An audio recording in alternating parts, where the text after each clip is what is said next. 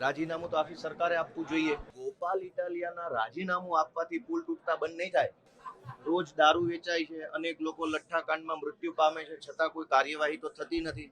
રાજીનામું આખી સરકારે આપી દેવું જોઈએ.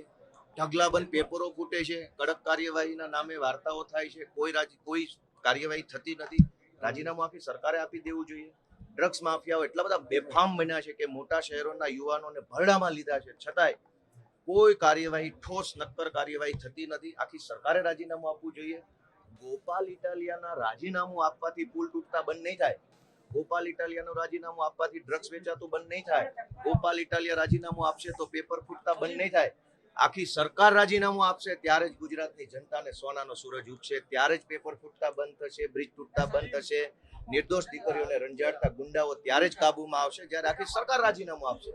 તો હું તો વિનંતી કરું છું કે ગુજરાતને સુખી કરવું હોય, ગુજરાતની જનતાને ગુલામીમાંથી મુક્ત કરાવી હોય તો આખી સરકાર રાજીનામું આપે. ગોપાલના રાજીનામાથી શું ફરક પડવાનો?